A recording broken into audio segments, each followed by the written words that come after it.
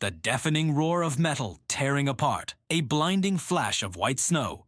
This is the moment the world ended for 45 souls aboard Uruguayan Air Force Flight 571. October 13th, 1972. What was supposed to be a short flight to Chile turned into a descent into hell. Imagine it. You're a young rugby player, excited for a match, joking with your friends. Suddenly, a violent jolt throws you against the ceiling. The plane's wings are ripped off as it slams into a jagged mountain peak. The fuselage, a mangled metal tube, screams down a glacier at over 200 miles per hour before crashing into a snowbank in the desolate heart of the Andes. Silence. Then, the groans of the wounded, the piercing cries for help. Outside, a blizzard rages, plunging temperatures to 30 degrees below zero.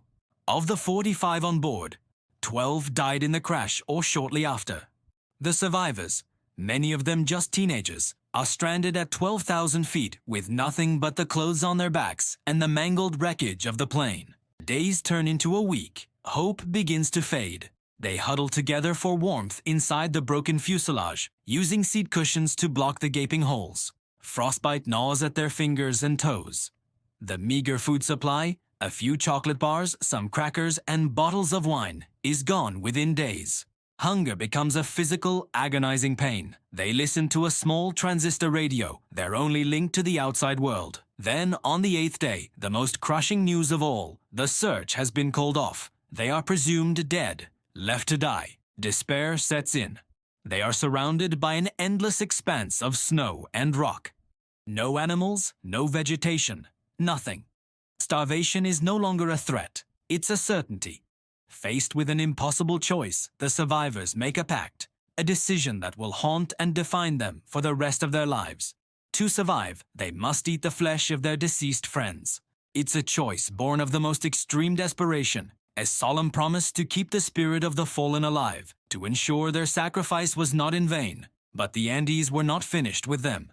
On the 17th night, as they slept, a terrifying avalanche buries the fuselage completely, trapping them under feet of dense snow.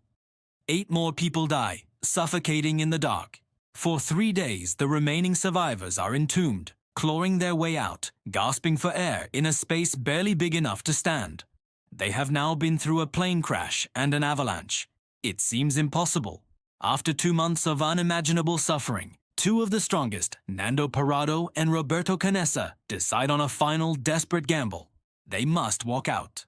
With no climbing gear, wearing layers of salvaged clothes, they begin a heroic trek across the frozen, treacherous mountain range. They climb for 10 days, battling exhaustion, altitude sickness, and starvation, driven by sheer will and the hope of saving their friends. They expected to find the green valleys of Chile just over the next peak, but instead, they saw only more mountains, an endless, horrifying sea of white.